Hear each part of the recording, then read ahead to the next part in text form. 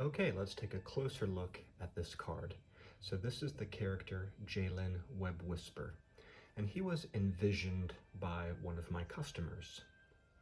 My customer used AI to generate the artwork. That was a new and fun experience for me.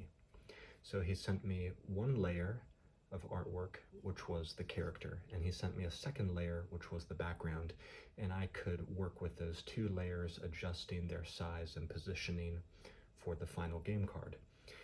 The game card design, I mean the layout of the text and the font of the text and that sort of thing, it's all identical to the other game cards in Heading into Language Land, and we worked carefully to make it so it would be perfectly compatible. So all he has to do is slide this card into his deck, and then as he plays along, he's going to encounter Jalen, or he could use Jalen as his starting character, but the point is he can use this character that he's designed in the game. So what are some other cool things about it? Well, this customer, he knows a lot about the world of this game. He's obviously read the story which accompanies it, and he's also been chatting with me to learn more about Heading into Language Land 2, the next game and the next story that's coming. He knows it's going to feature the earthcaller realm or earthcaller kingdom of Langaya. So we decided to work that into the story text of this character, because this character is an earthcaller wizard. He's an earth element wizard who hails from that realm, the realm of the earthcallers. So it's neat that this character is really woven in well to the storyline. Now we know he's an earthcaller, so he has an affinity for the earth element and for sort of communicating with animals and allying with animals to fight, that sort of thing.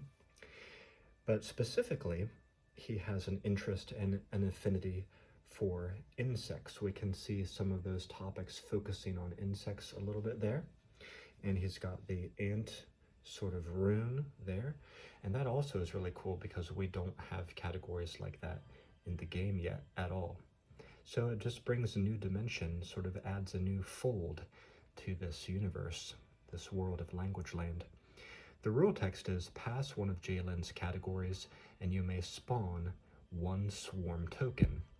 Having 3 swarm tokens, discard them and deal 1 LP damage to another player. This is really cool because you're not limited by distance. Even if you're far away from another player on the board, you could potentially deal damage to them. This type of rule, accumulating tokens and then discarding them away to deal a damage, I don't think we've seen in the game yet. It's a very useful and exciting and aggressive rule. I think we're going to see more rule texts like this in the future editions of this game. He's speed 1, carry 3, weight 4. You can see that on the bottom left. That's normal for word wizards. On the bottom right, you see a silver star, which means this is a card commission. It's a unique card made for a customer. And you see a gold star, which means this is a unique character.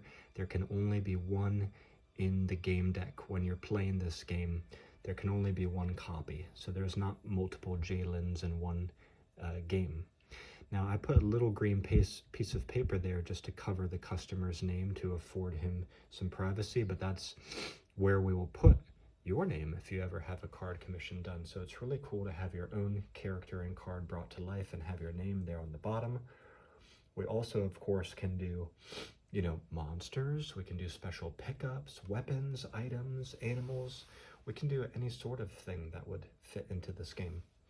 Now let me flip this over and show you the back, just to drive home the point that it's exactly the same as the other game cards. Name of the game, Heading into Language Land. You can learn more about it at languagecardgames.com. We have a printable version, which you can print out, cut out, and start playing with right away at home. We have an online version, which you can play anywhere, anytime, with anybody, anywhere in the world. Okay, that's a lot of any's, but you get the point, virtual deck. And then there's the real deck, which looks like a collection of cards like this here. And I ship the real decks for free to any location worldwide. I've shipped to maybe about 22 countries over the past few years. So you can order with confidence. And I'm going to show you today how I pack up physical orders like this one, physical cards like this.